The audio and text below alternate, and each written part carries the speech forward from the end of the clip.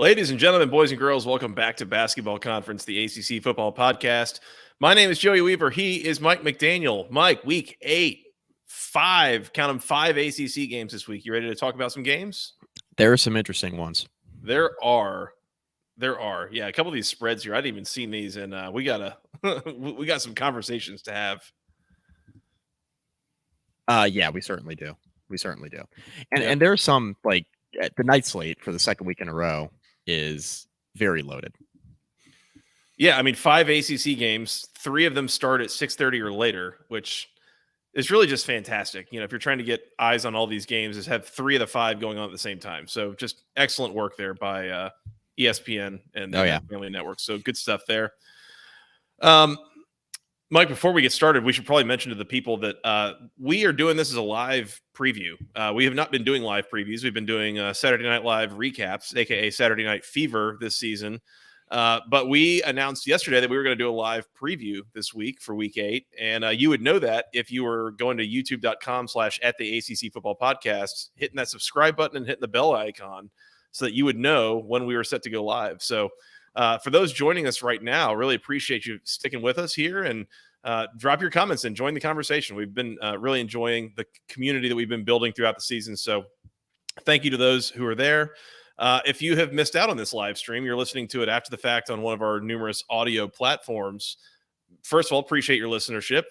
Second of all, again, if you want to know when we're going live, go hit that button at youtube.com/@the-ACC-football-podcast, and you can come join the show live as we record it in the near future when we do so again, announced or unannounced.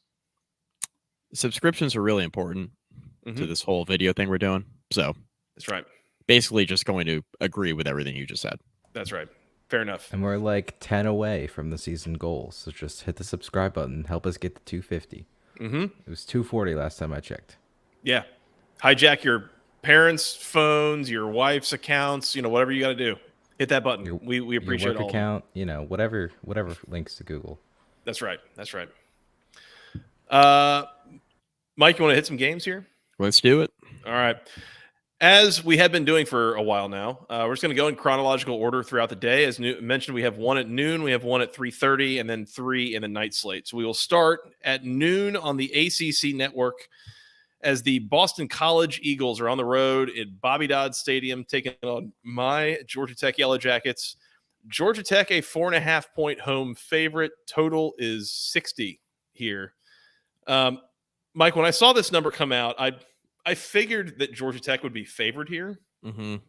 I noted that SP Plus likes Georgia Tech by like 9.5 here.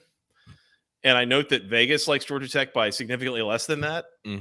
And I think that speaks to the general untrustworthiness of Georgia Tech. And there's been a lot, basically, since the Miami game, there has been a lot of discourse in the Georgia Tech fan base about how kind of wildly inconsistent this team has been week to week this year, which is really the thing that has me very nervous, uneasy about this game. I think Georgia Tech has the talent advantage to the point that they could easily win this game by double digits. And I don't think that would be a crazy outcome at all. But I am really struggling with the idea that I might pick that because, again, I just don't know that I can trust them really at all in any situation. And then you look at Boston College, and it's, again, a team that's been fairly inconsistent. They've got 3 wins by 3 points apiece. Yeah. Like it's, so this is a huge game for both of these teams. Either one of them, this is kind of a game that the rest of your season sets up for bowl eligibility if you win here. And if not, it's starting to look pretty bleak. So a lot going on here. What do you see in this matchup? Yeah, a lot of the same. I mean, both teams coming off buys too, which I think we need to mention. A chance to get healthy. Also a chance to either gain some momentum or lose some momentum coming out of the bye, right? That's part of it too. Sometimes, you come out of an open week refreshed, right? And then some weeks you look a little bit sluggish, look a little bit like you're out of rhythm. So just something to note there too. And both teams coming off last minute wins, Georgia Tech against Miami and Boston College against Army. Good point. Yeah, good point there too. This is one of those things, right, where how both teams have gotten to 3-3, it's been an interesting path, right? So BC's gone through quarterback changes. Georgia Tech's had, a weird loss, right, to Bowling Green in a game where they looked totally incompetent. Then they had a weird win where they just kind of stole one from Miami because the Hurricanes handed it to them. Fell off the back of a truck, basically. Right. Like they were kind of right place, right time sort of thing. And then Haynes King made a couple of big time throws. And then neither of them are playing a game for a week, right? They go into an open week, and now you're in this spot where Georgia Tech's 4.5-point favorite, and you're playing this game in Atlanta, which I think is something that matters here, because going to Chestnut Hill, it's always a weird place to go play a football game as a road team. yeah. Weird stuff happens in Chestnut Hill. I don't really know what to do with this game because I think these two teams are very, very similar. Both inconsistent. Both have shown flashes offensively, but haven't been able to consistently put it together. I think Georgia Tech defensively has looked like, the Bowling Green game wasn't very good, but I thought they played a lot better against Miami for significant stretches of the game, obviously turning over Tyler Van Dyke several times. After the coordinator change. So this is the second game coming out of that coordinator change, right? Moving away from Andrew Thacker. I don't know what to do here. I think I'm just going to lean into Georgia Tech as a 4.5-point favorite, take the Jackets here. I do think Georgia Tech is a better team than Boston College. So I'm just going to lean into it. Mm-hmm. I don't know which version of Georgia Tech is going to show up. Conversely, I'm not sure what version of Boston College is going to show up, right? Like, who is Boston College? We don't really know. Thomas Castellanos and 21 other dudes. Right. Castellanos seems good, right? Mm-hmm. He seems like he's got some potential, but, is he good enough to carry the offense on the road against a Georgia Tech defense that I guess we're going to find out this weekend if they're improving? We don't know for sure. Georgia Tech's defense has been probably the most disappointing unit. I think just looking at these two teams, like Georgia Tech's defense has been the most disappointing unit, I think, out of any in this game, right? Going in. I think coming into the year, we all expected more out of the Georgia Tech defense than what we've gotten so far. Look at Boston College. You and I weren't really anticipating much of anything out of BC this year. I was not as high on them as I'm not sure you were really that high on them, but you were higher on them than I was. I was expecting more head out of the Boston College offense for what that's worth. There it is. Yeah. There. Do you see me giggling over here, just like waiting to drop that Plus one in? One, yeah. Mm-hmm. Plus one to you there. I don't think he even made it to halftime of the first game, right? Like Dan Rubin selling us on the preseason of Emmett Moorhead's the guy and the whole thing, and it was definitely game one. He made a quarterback change and he haven't gone back. Like, all right, that's I don't know if that's a disappointment, but it's different looking for sure. To be fair, if you were expecting Moorhead going into the season, you probably wouldn't have made it out of halftime of game one either. We're off to a hot start, baby. Let's go. We are. Yeah, there it is. God. It's a good time to drop that. Just give me the Jackets. This is already a train wreck. Give me the Jackets. Minus 4.5. I want no part of the over/under. To be honest with you, I really want no part of picking this game. I can see it's going several different directions. Mm-hmm. Just I'm going to lean into Jackets at home minus 4.5. Yeah, I'm like not fired up trying to come up with a lock this week because there just like almost every single one of these games I could see going in any number of directions. So this is just an appropriate place to start. I'm gonna take Boston College in the points, and it's a little bit. Georgia Tech has historically, and I'm talking over like 3 coaching regimes, probably like half a dozen defensive coordinators, like all this has historically had a problem with mobile quarterbacks. I think in this particular case, it's not an athleticism issue with Georgia Tech's defense as much as a discipline issue. That's what I'm concerned about for sure here. Is just, can you avoid getting too far upfield, letting him, scoot out the back door and get angles and extend plays, scramble, pick up first downs, extend drives, like that kind of thing. I would also mention Georgia Tech has not played particularly well at home. There's been a little bit of discourse about that in the last week or so too, about it seems like for whatever reason, this team plays better on the road, almost like it it shows up in Bobby Dodd Stadium and sees kind of an underwhelming crowd again, and they're just like, oh, this is it. So I'll just, again, maybe it's an emotional hedge. I don't know what it is, but yeah, I'll take Boston College plus the 4.5. It would just be really appropriate as a Georgia Tech fan to watch them lose this game. But I guess we'll say Georgia Tech wins by a field goal. I think the last 2 Boston College games have been 27-24, so let's just go with that, 27-24. Yeah. That would go under, by the way. Yeah, that would be under. 60 is a little high. I don't know. Again, I could see this thing getting into the upper 30s. I could see this being like 21-17 or something kind of weird. Which defenses are showing up here? Yeah, just hard to say. I mean, really hard. It's a nooner, and just that too. I don't know. I feel like both of these teams are unpredictable enough that I would not put my own money on this game one way or the other. I just don't know what's going to happen. There are some really, really important games in terms of bowl eligibility. There's this one, and then there's one we're going to talk about here in a moment. And for as much talk as there's going to be about the night slate in terms of conference championship contention, and rightfully so, there are some really important games early in the day in terms of ACC bowl eligibility. And I'm not sure we know a whole lot about any of these teams. So, and they're all playing each other, of course. So, yeah, I think you're at the point where, this game and the next game, you have 4 teams that the winner sets themselves up for a chance at bowl eligibility. The loser is more or less eliminated. So, right. And there are 4 of the teams in action this weekend that, have an argument to be either in the middle of the pack or the bottom of the ACC. And there are a handful of others, and they're on bye this week. So, Yep. By the way, my man Adam Parker, it's not great thus far that the defensive players have specified that the plans are simplified. It's a valid point, and really what I want to point out is that when's the last time you heard a player saying, he made the defense more complicated? Seems like the answer is always to simplify. Everyone always just needs the defense simplified.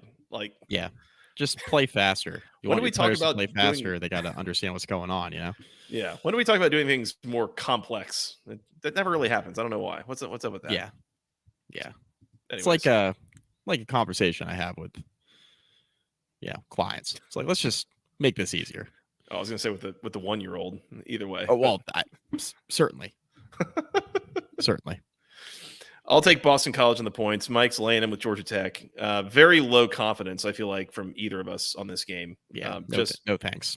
Going to be interesting to see what happens, but no promises either way. No bets for me, certainly. Yeah, no, I would leave it alone. Mike, that preview brought to you by Section103.com, the internet's premier place for all things wonderful, comfortable, high-quality, great-looking Georgia Tech apparel. They have T-shirts, sweatshirts, hoodies, things for men, women, children, something for the whole family. They've got some jerseys if you want to support Haynes King, Zach Pyron, Dante Smith. They get some NIL dollars going there. They've got all the official word marks, the official Tech Gold, all sorts of good stuff, plus stickers and even more. Go to Section103.com. Use promo code GOACC for 10% off your first order. My guy Adam also pointed out that he kind of noticed that I was wearing the coach hoodie here that I got last year, and boy, this thing is soft. It is comfortable as the weather gets kind of cool here. This is the time, man. This is a good hoodie to be wearing. I specifically picked it out for tonight as the weather actually starts to cool down for once here in Houston.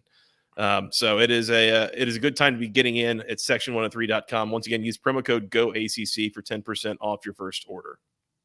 Wait, I have a question. Is it actually not hot there? I thought I heard on the Solid Verbal today it's weather forecast. It'll be 90 degrees this Saturday. Oh, gosh. I didn't look that far ahead. I've just been enjoying the, 54-degree mornings. It's really nice after it was, 105 every day for 2 months, which, yeah. Weather it's been report pretty nice last couple producer weekends. Scott. Move on. Yeah. Producer/meteorologist Scott. That's right. There you go. All right. 3:30 on the ACC network. The Pitt Panthers on the road in Winston-Salem taking on the Wake Forest Steamin' Deeks. Deeks are a 1-point favorite. Total is 45.5. Mike, if you had told me name the spread for this game, I think I might have just short circuited because I don't know what the appropriate line is or should be. And I saw Wake Forest is favored, and it was like, that can't be right. And it was like, what? I mean, can it not? Like, I don't know. Got that yawn out of me. There you go. Yeah, I mean, it's basically a pick 'em surprise, right? There's a lot of uncertainty here too, right? So Wake Forest, they kind of shuffled quarterbacks against Virginia Tech last week. The guy they brought in who looked a lot better than the starter, Mitch Griffiths, was Michael Kern, and now Michael Kern is hurt and he's not going to be playing this weekend. So it's going to be Mitch Griffiths again. Meanwhile, Pittsburgh is on week 2 of their backup quarterback experiment with Christian Veillere. So this lends itself to some potentially poor offensive football. And yes, I know we can say, okay, Wake Forest has their starting quarterback in, but I don't think that Mitch Griffiths was going to be the starter if Michael Kern was healthy, just based on what I saw in the second half of the game against Virginia Tech last Saturday. Which team has the quarterback advantage here between Pitt's backup quarterback and Mitch Griffiths? Small sample size, but Veillere didn't look that bad last weekend. Now, he only completed about half his passes, but he threw for 200 yards, didn't turn the ball over. Option-ass offense. Looked like the offense looked a little bit more crisp, which is... Let's tread lightly on crisp, I guess, but looked a little bit better than what it looked like under Dracovic. So, quarterback uncertainty here.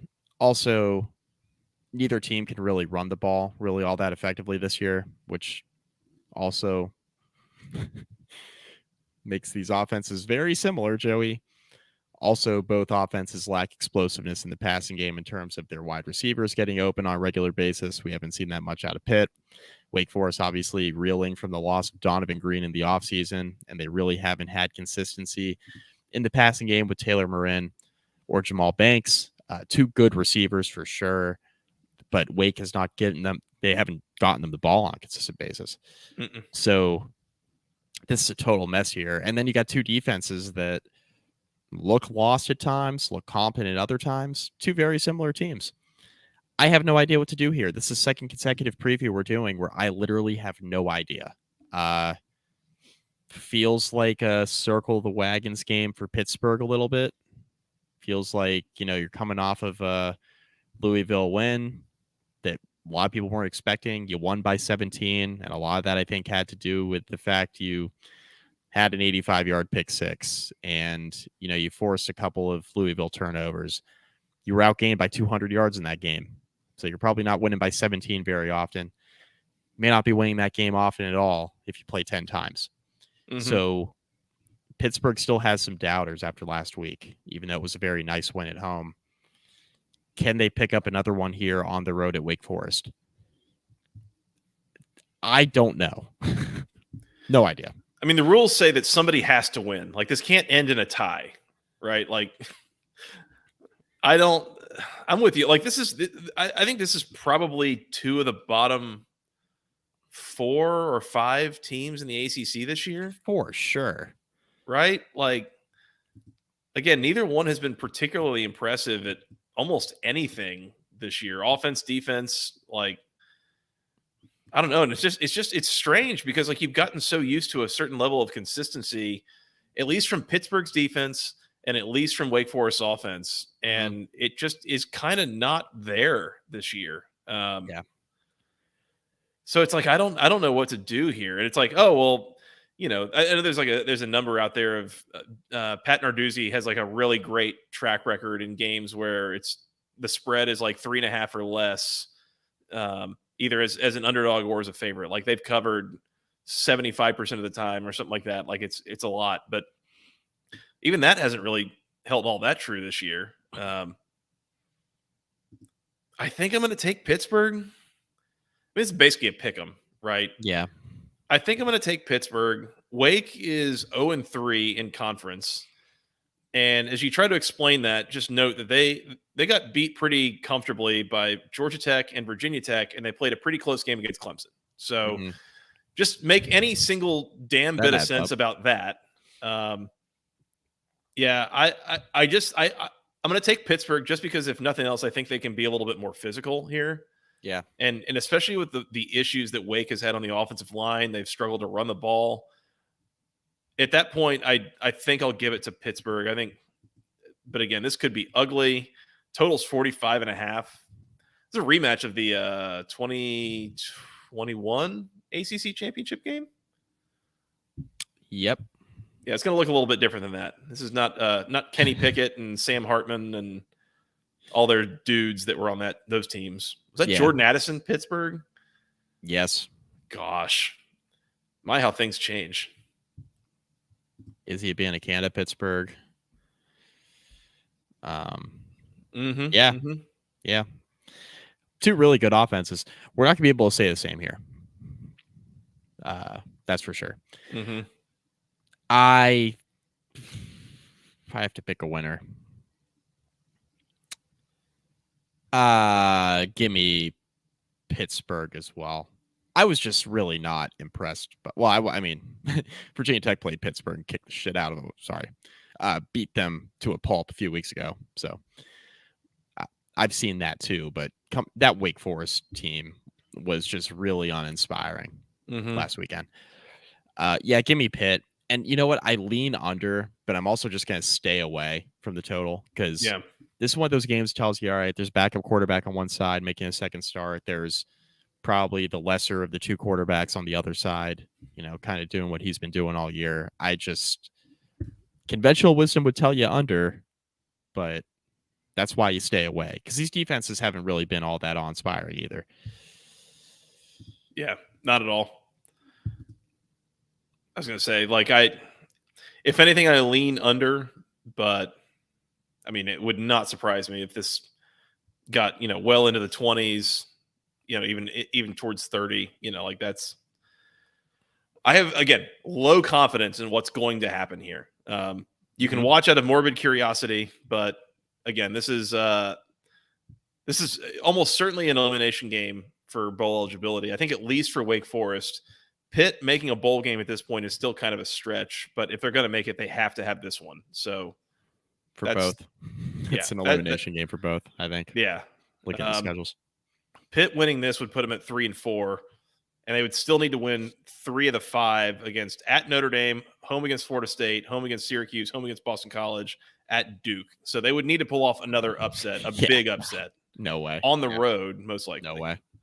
So probably not. Probably not. But if Wake gets beat here, that's almost certainly over for them too. We've already talked about the Wake Forest schedule down the stretch, and it's not forgiving. It's not good. Yeah, it's really not good. So, yep. All right. Well, Pitt for the both of us, but again, low degree of confidence here. Still no locks, no total plays. We will move on here, Mike. Let's go to the night slate, starting at 6:30 p.m. on noted ACC football channel, the CW, where the Virginia Cavaliers are on the road in Chapel Hill, taking on the number 10 North Carolina Tar Heels. Tar Heels a 23.5-point favorite. Total is 57 points. The only thing that would make me interested in taking Virginia here is if I found out that they were going back to Anthony Calandria. I want no part of this Tony Muskett Virginia experience. It is a low ceiling play. I guess maybe it elevates the floor a little bit, but that is really not doing a whole lot for you at this point. That is not a good situation. I think North Carolina can and will tear this Virginia team to shreds. And the only hope you have is someone like Calandria going out there and playing YOLO ball, and maybe you connect on a few down the field and make it kind of entertaining in the second half. But low degree of confidence in that happening. If I got to lock up anything this week, it might be maybe it's the over here. No, I don't know. There's a chance. There's a chance this Carolina. Producer Scott, you got something to say? I think North Carolina could score 57 themselves. Oh, baby. Unbiased Virginia Tech alum. They just put up 40 plus on Syracuse like it was no big deal. Right? I mean, yeah. But And this is Virginia. That's the thing, though, is like there's a chance that, this is like a shutout or near it. Adam Parker, Tony Elliott out here coaching like he's getting a top 5 draft pick out of this season. Like, when his only real prize is getting canned. Getting a buyout, sir.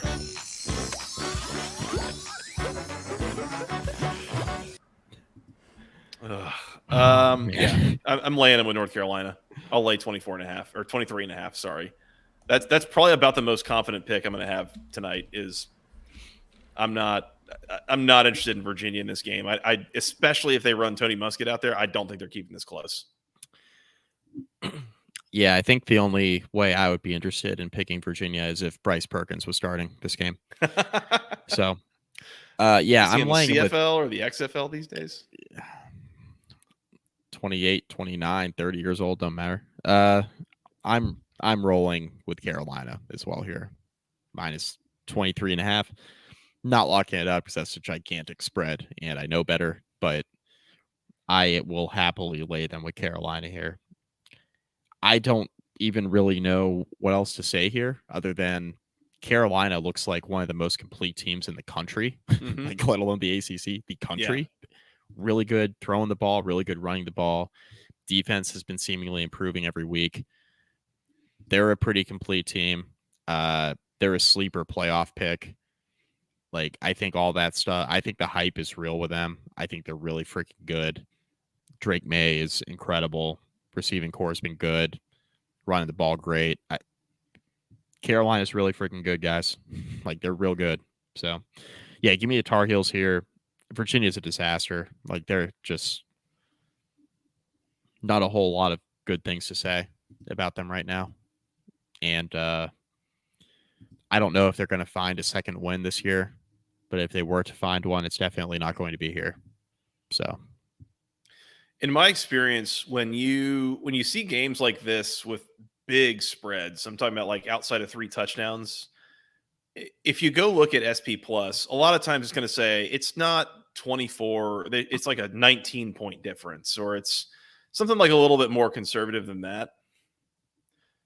SP Plus has UNC by 23.6. So right on the money. Basically saying this is on the money. Yeah, that this is the correct spread. That's when it's telling you that the difference is that many points, that is a stark difference in quality.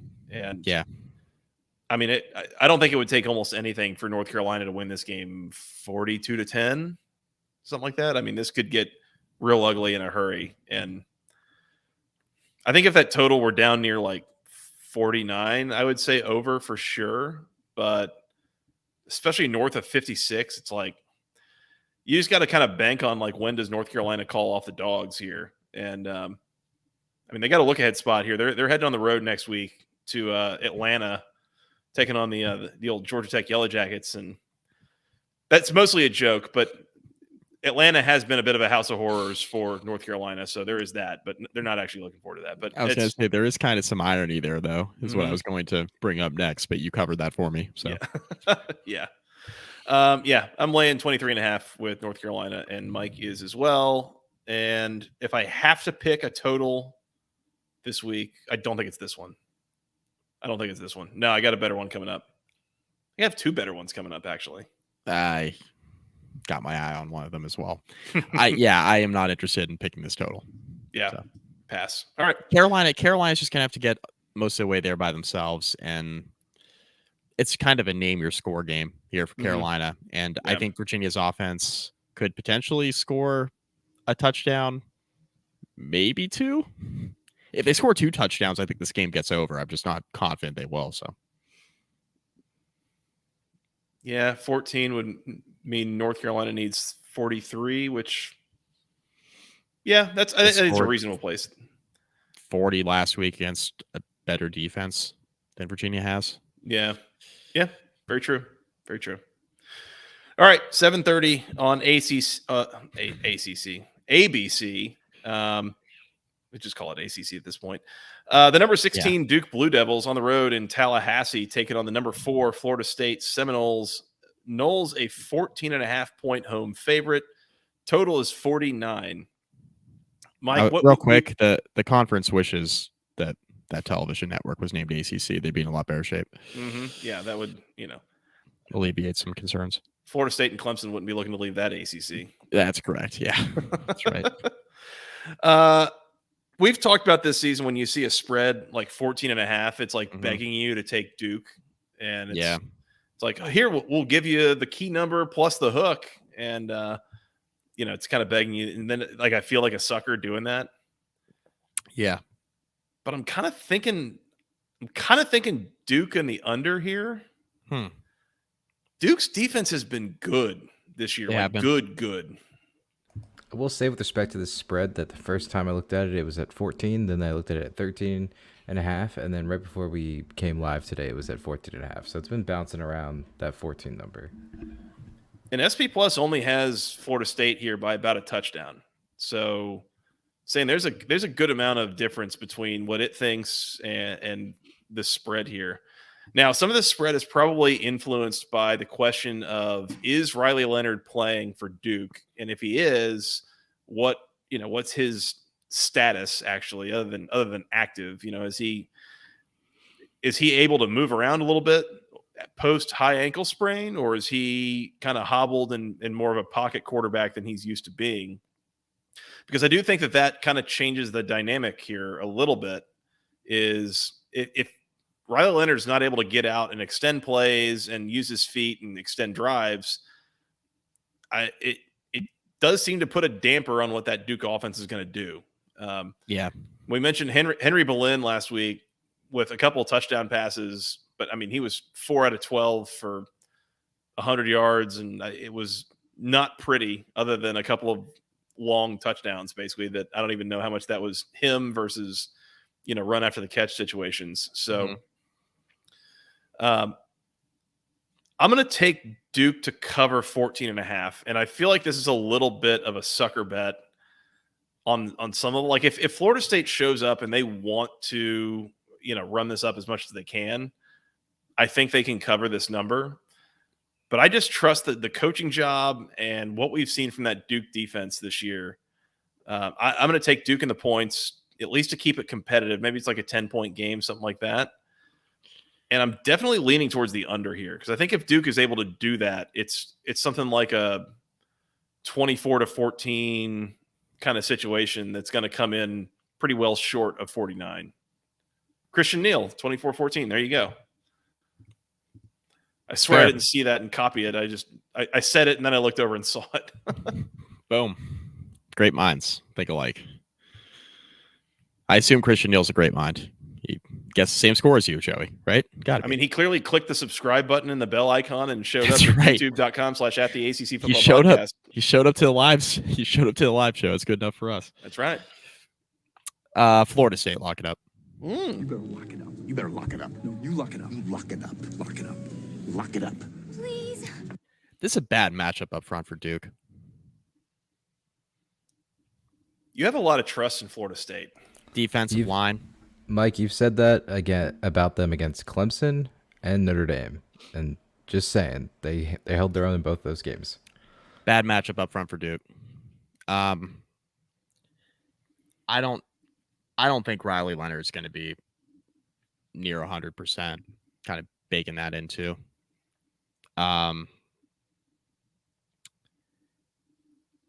The way I look at this is Florida State has kind of been screwing around quite a bit this year in some games where I think some games that probably should have had more of their attention, specifically Clemson, right? Thought Clemson got up for that game. It was in Death Valley. That factors in. But when Florida State has played a primetime game against an opponent that everybody claims is good, like LSU, granted it was the opener, granted it was a whole offseason of hype, Florida State kind of beat that ass, right? It's not lost on me that this is a 7:30 game in Tallahassee. Yeah. 7:30 in Tallahassee. I would be interested to see how well Duke runs the ball here. Think that could be a little bit of an issue. I'm not sure Duke has the playmakers at receiver to consistently test the Florida State secondary. it's going to be a lot on Riley Leonard, like it always is. And he's coming off of a high ankle sprain type injury that I'm not sure he's going to be 100. I mean, that happened 3 weeks ago. That'll be 3 weeks ago Saturday, right? He had the bye week and then didn't play a week ago. I mean, the immediate feedback afterwards was, we don't think this is season ending, which is not like, oh, he's going to be fine in a couple of weeks. It's, like we can probably find a way for him to play through it or something like that. Right. And the nature of the injury looked like it was something that, okay, if that's not breaking his ankle, but he's okay, it's probably high ankle sprain. Like that's just what it looked like. Those linger. Those tend to linger. I mean, Elko said it's looking good that he'll play. I mean, if he doesn't play, Duke's going to get killed here. I don't, if he doesn't play, this thing's a wrap. Based on what I saw out of their offense last week, like you can't only complete 4 passes against Florida State and expect to be competitive, right? So I am assuming that Leonard's going to play here. I just think that even if he does play, going to be a little hobbled, won't necessarily be the same version of Leonard. If Leonard looks good, it could absolutely be competitive for sure. But the impetus of my pick is not hinging on Leonard's health entirely. It's that I don't think that Duke's receivers are going to be able to consistently get open against Florida State secondary. I think Florida State up front against Duke's offensive line will be extremely competitive. And then on the other side of the ball, Florida State's got some playmakers at receiver that Duke hasn't really seen yet. Like, think about this a little bit, right? Like, they saw some decent receivers against LSU. They saw Tyler Brown is a good receiver at Clemson, but Clemson does not have the receiving core that Florida State has. Notre Dame certainly doesn't have the receiving core that Florida State has. This is the best receiving core that Duke has played this year. Yeah. Keon Coleman. That's a good way of putting that. Yeah. Keon Coleman, stud. Keon Coleman's the single best receiver they've seen all year. Johnny Wilson, if he's healthy, right? That's a big if. He didn't play last week. If he's healthy and plays opposite of Keon Coleman, I think that's significant. I don't know if Duke's going to hold up here. I think they'll be competitive early. I just think 14.5. I think Florida State can cover that. Maybe win this game by 16 or 17. I'm not saying Duke's going to fold up. They're too well coached. I don't expect this to be a blowout. I just think that this is a good spot for Florida State at home, night game. This will have their full attention. Duke's been playing good football this year. Duke does have a very good defense, but I just don't think they've seen quite the level of athlete that Florida State presents here. And I think this game will have Florida State's full attention. If it doesn't, I think we're asking more existential questions about Florida State moving forward.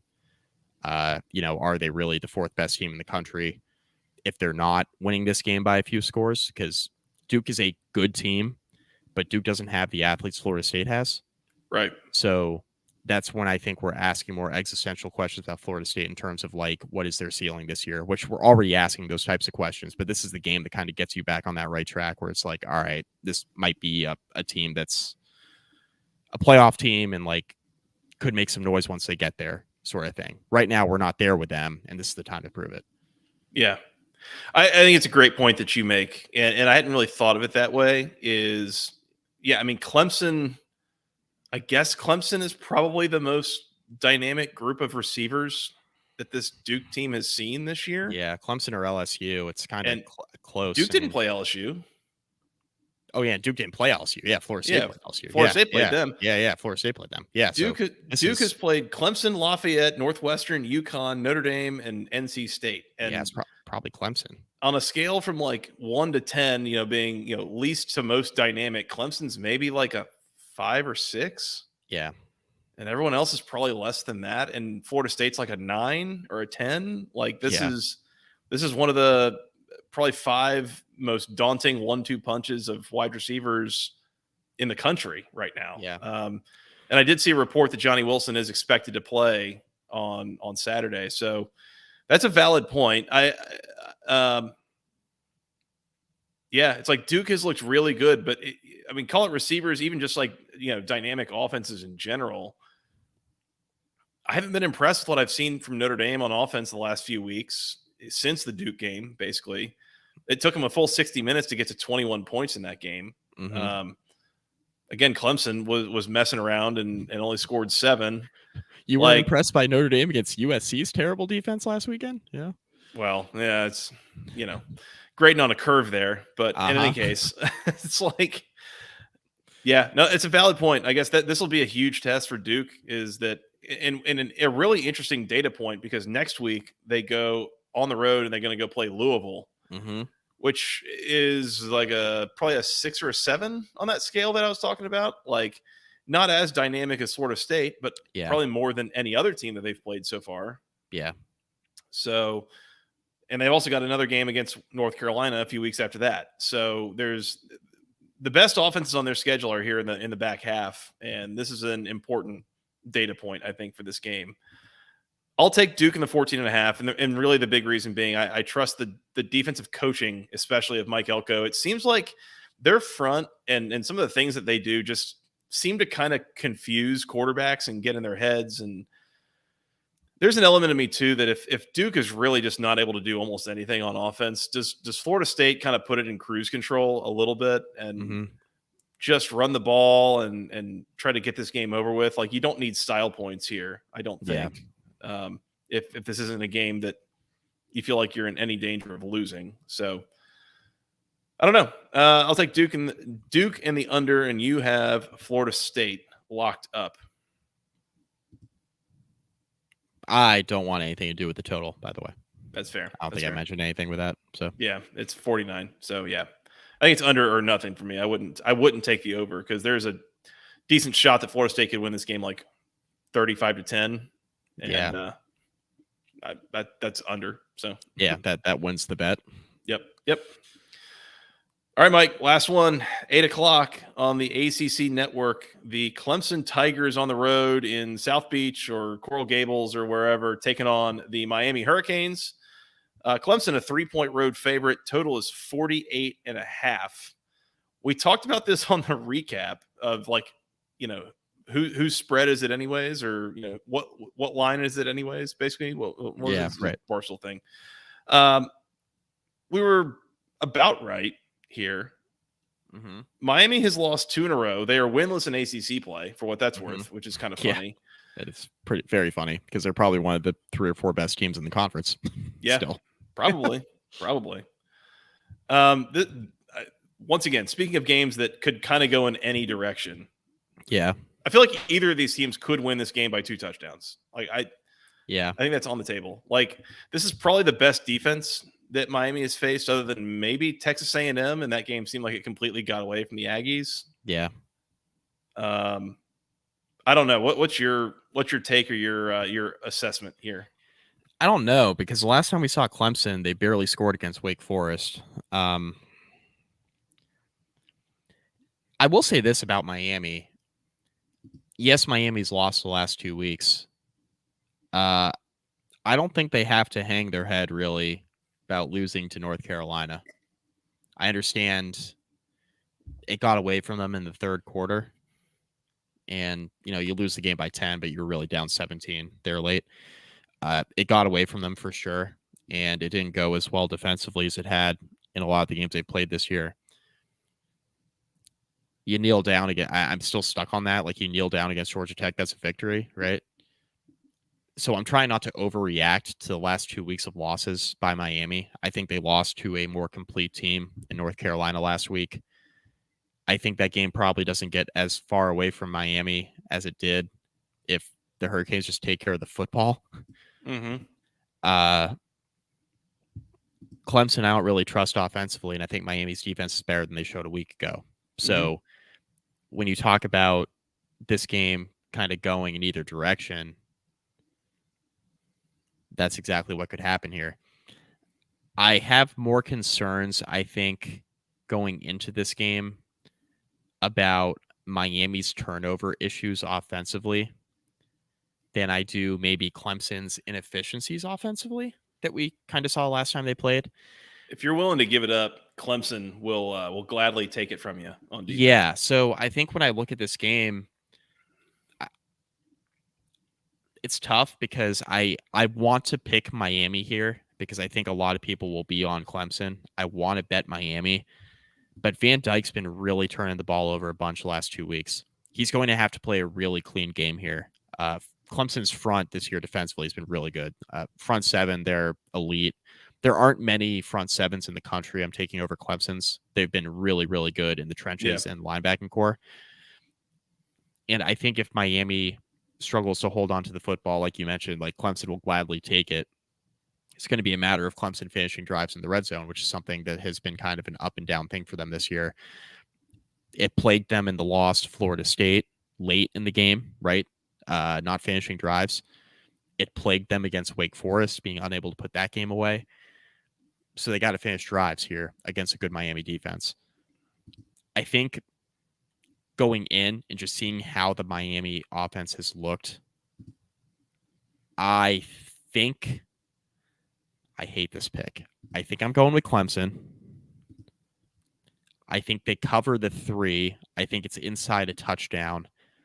I really want to pick Miami, but Van Dyke I can't trust him to not turn the football over.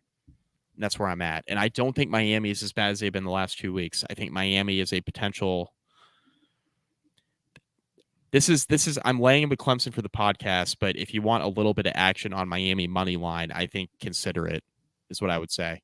If you want to play this game, if you want to bet the game, consider Miami on the money line. But I think for purposes of this podcast, I think there's more certainty with Clemson covering the 3. So just give me the Tigers, I guess.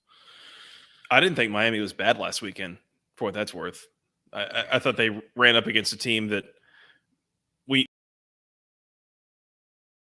Carolina, they could win the conference for sure. Yeah, they're on a currently we're staring down a Charlotte ACC championship game of Florida State and North Carolina, and that's probably inside of a touchdown spread at this point. Like that's a competitive game. You know, two of the best teams in the conference for sure. So I don't think there's any shame in going to Chapel Hill and losing the way that they did, especially with a lead at halftime. Like, you know, just it happens. That's fine. I'm just over here kind of chuckling at the idea of just with the way that things have gone. Clemson is favored, and if they win this game, Miami is going to be 0-3 in the ACC. Very funny.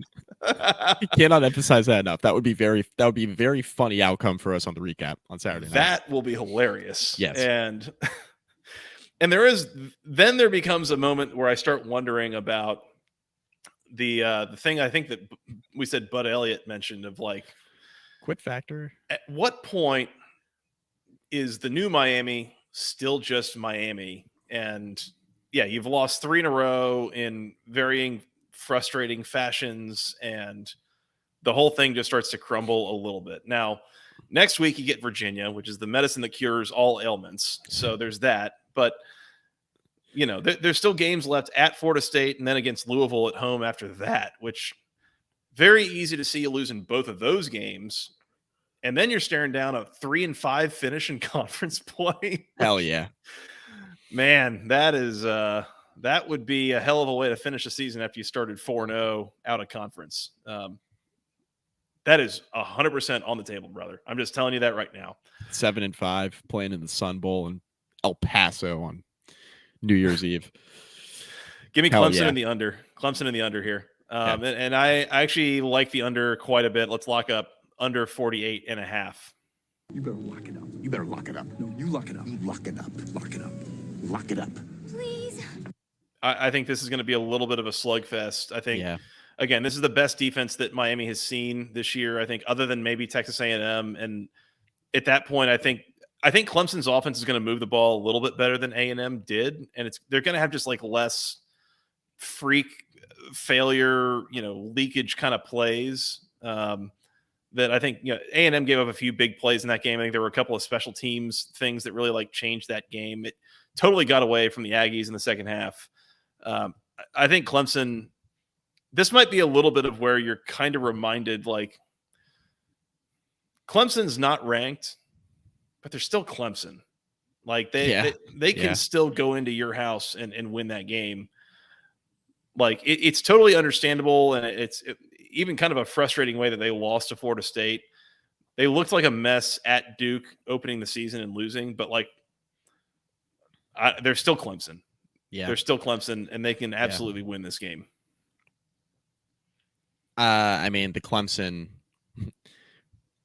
the version of Clemson we've seen offensively for the better part of the last like 4 or 5 weeks, that team is probably still favored against Duke if they play tomorrow. Because again, they're still Clemson. It'd be very close. That spread to open the year was what, like 14? It was. Oh, it would not be 14. No, yeah, right. Yeah, it was double digits. It was a couple scores. It would not be that. It would be probably inside a touchdown. Yeah. But, I would say like 4-ish, something like that, like pretty small. I do like your under 12 pick and a half. here. It was 12 and a half. 12 and a half. Okay. I think it would be like 4.5 probably. Mm-hmm. I also like the under, not enough to lock it up, but this is actually the only total I was looking at. I kind of referenced it a few minutes ago where I was like, oh, I kind of like that. I'm on the under here as well. I got a little rambly about my Clemson Miami pick there a minute ago, but yeah, I'm on the under as well. That's fair.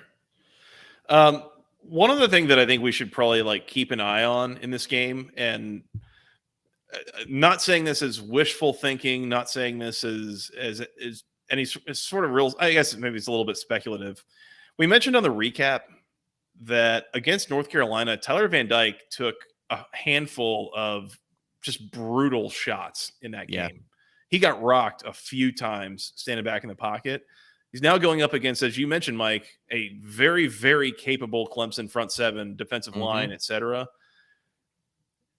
Does something happen here health-wise that, you knock Van Dyke out for a drive or two, or if he even has to leave the game altogether?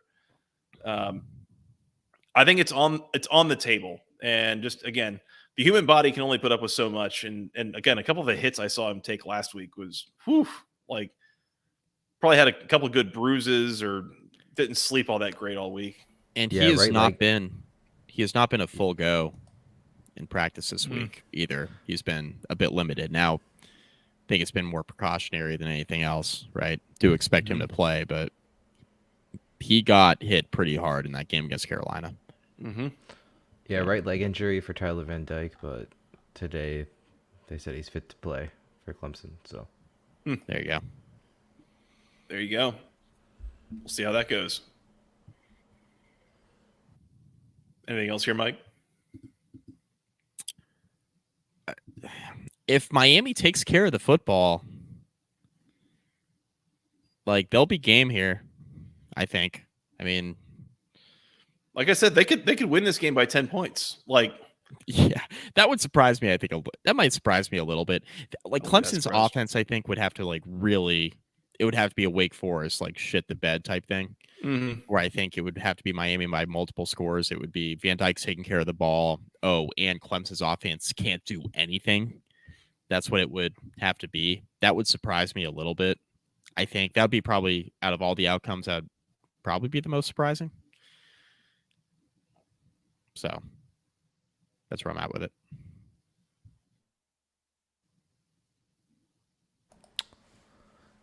Joey, we lost you. No, he's back. We there? Yeah. Oh, yeah, we're back. Yep. Live stuff. That's fun. By the way, it's something that you also alluded to on the recap. If Miami managed to break out the turnover chain a couple times in this game, like, that could change things. Like, that's Mario still doing turnover props. It seems like probably not. That's a little bit too nonsensical for a very serious man like Mario Cristobal. Yeah, he's not serious about taking knees, but he is serious about taking away the turnover props. It was just so easy. I mean, there were like middle schoolers watching that, like, Daddy, why is he not taking a knee? It's like the middle schoolers knew it. Like, it's the whole like Ask Madden thing. Yeah, like the really old school like OGs of NCAA football will know. Like, Ask Corso. Corso would tell you what play to run. Turnover trident, Adam Parker. Maybe they should try to take a knee. Mario is trying to take on the what is it, Aquaman? Jason Momoa? He's just trying to be that guy? Yeah. Yeah. Anyways. Mike, that's all I got on ACC games this weekend. With one exception. At 2:00 on. Wait, time out. Before we even preview this game, Bowling Green beat Buffalo last Saturday. They did. Beat them outright 10-point by win. 10. Yeah. Yep. I think this is a quality loss for Georgia Tech now, and I think we should be ranking the Jackets. That's my big takeaway here. Yeah. That's right. 2:00 on noted ACC football network ESPN Plus. Oh, good. The Bowling Green Falcons are at home taking on the Akron Zips. Bowling Green's a 7.5-point favorite at home. Holy smokes, favored by more than a touchdown. The total is 38 points, Mike. Does this come on the CW after 7th Heaven?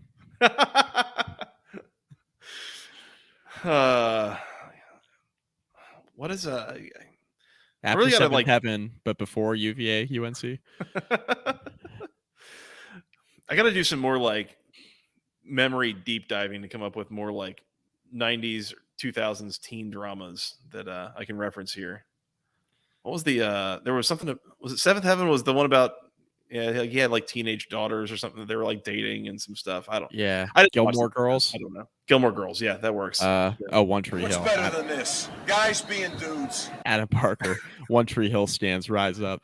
Good thing he said something about that because I was about to call it Big Tree Hill, which would have been very wrong. So glad that he said that. Is like Grey's Anatomy on the CW these days? I don't think so. I need you to do some research here, Mike. Charmed. There you go. Thank you, Adam. So Bowling Green. Who might be landing with the Falcons? Yeah, I'm laying. I mean, this is one of the only teams Bowling Green is going to be facing all year outside of Georgia Tech that's worse than they are. That's facts. Everything checks out, Joey? We good? No. Okay. No questions. Okay. No questions. Akron's 1-6. Their win was a 3-point win over Morgan State. Yikes. Go Bears, baby. The Bears. Yeah, that's wow. Okay. They have since gotten smoked by Kentucky. They almost beat Indiana. They almost beat Buffalo. They got smoked by Northern Illinois, and they almost it's like a touchdown game against Central Michigan. So, yeah, Akron. It's been a little bit rough. We'll see what Connor Bazelak and the boys are able to do for the Falcons, and they somehow still employed Scott Loeffler. Somehow still employed is right. Really important game here for Bowling Green to keep pace in the MAC, by the way. So they have a tiebreaker over Buffalo, like we mentioned. Bowling Green. Did Bowling Green play Ohio already? They did. They lost 38-7. Yeah, the Ohio. wagon. So Ohio's going to have to lose a couple times here, but Bowling Green. I mean, you want to stay in the mix in the MAC East. I mean, you win here. Don't look now, but you only got to win 2 out of Ball State, Kent State, Toledo, and Western Michigan to be bowl eligible. I mean, Toledo will be tough, but all those other games are winnable. It's Smallville that this game comes on after. By the Smallville, got it. Team favorite Smallville. All right, land with the Falcons. Sure, why not? And the under, because nothing makes you feel alive like taking under 38 in a MAC game. Makes me feel Smallville, if you know what I mean. There you go. There it is. Yeah. There it is. All right, on that note, Mike, we ready to get out of here? We didn't mention home field, and we did not mention Vivid Seats because I skipped over them. We were doing previews earlier. Do it now. No time like the present, Mike. Okay, we're sponsored by Home Field. Use promo code GOACC at checkout, homefieldapparel.com, 15% off your first order. I know a bunch of you have done it. We've seen the numbers, but the rest of you need to do it. Go get yourself officially licensed collegiate apparel, very comfortable, vintage designs, logos. They have mini collections for the big games every week. Not sure they have a mini collection for the ACC games. I got to check my email. Not sure they have one this week, but don't quote me on that. But yeah, go to homefieldapparel.com. We have links in the description of this YouTube video. Got links in the bio, so to speak, over on Twitter. And yeah, shout out to them for their sponsorship. We are also sponsored by Vivid Seats. This is really important, what I'm about to lay out here for you. You have to use the link that's in the description. You have to use the link that's on our Twitter account. You have to use the link that's going to be posted wherever you listen to this podcast in the episode description. And when you hit that link, if you do, use the promo code BC Pod 20 for $20 off your first order of $200 or more. Listen, if you're going to a college football game this fall, you're probably going to be spending more than $200 if you're buying a ticket for more than just yourself anyway. So just use our promo code, get $20 off, support the podcast, right? Support our lovely sponsors at Vivid Seats. And shout out to them for their sponsorship this football season. Absolutely. Just Big wanted shout out to add a Home Field. note. Yeah, Home Field, great. My recent Home Field purchase was just commandeered by my pregnant wife, so it's no longer mine. That's how they're good comfortable. It is. Very comfortable. That's how you know it's good, is when it gets in the door and you don't even get to wear it before like your wife hijacks it. Like that's a good sign. Good sign. Yes. No doubt about it. Yep. Mike, Scott, anything else before we work on getting out of here? Like, subscribe, leave reviews on Apple, Spotify. Those are fun to read. Use the links in the description. Thanks for watching. Absolutely. Mike, Saturday Night Fever, we said is on this week.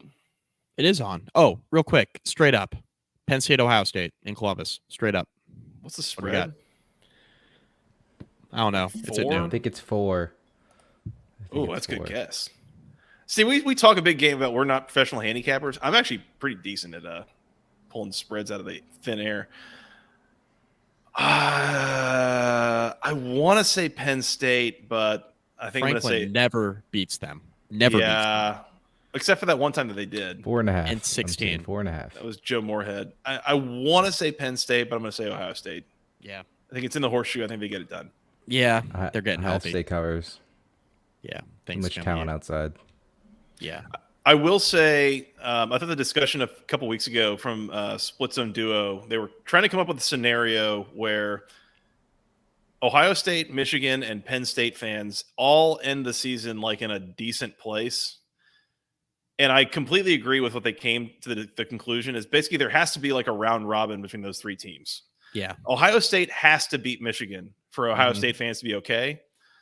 I think Michigan needs to go to the playoff, which means Michigan needs to beat Penn State, and Penn State needs to pull off an upset against one of them, which means it has to be Ohio State. Yep. So so that would start the chain of events, basically, that would result in those three fan bases being okay. But in the horseshoe, I will take Ohio State. Going to be a really fun 10-2 season once again for Penn State. Yeah. Those fans deserve better, frankly, but Franklinly. And a topic for the recap show on Saturday night is if there are 5 undefeated conference champions, does the ACC get left out? No. Florida State with that win over LSU, if they're 13-0 and they've beaten North Carolina and everyone else, Florida State's in. But we can talk about that more on Saturday. Maybe. I think as of today, yes. But we'll talk about Saturday. Yep, let's do it. All right, let's get out of here. We will come back and do Saturday Night Fever for a live recap around the time the games are wrapping up Saturday night, usually around midnight Eastern. If you're still up, you want to talk about the games as they happen, come join us, youtube.com/@the-ACC Football Podcast. Hit the subscribe button now, hit the bell icon now, and you'll get a notification and get a link sent right to you that you can join as we are going live Saturday night. Talk about all the action that was and really recap the day in college football.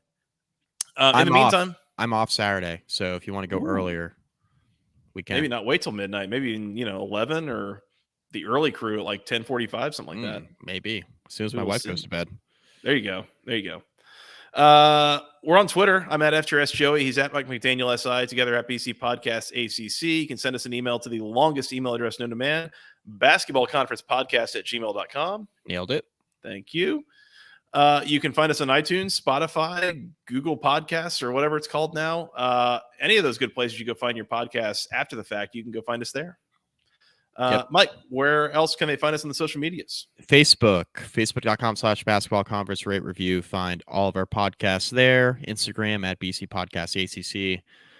You already mentioned YouTube. Cannot emphasize it enough, though. YouTube.com/@the-ACC Football Podcast. we'll see you live on Saturday night.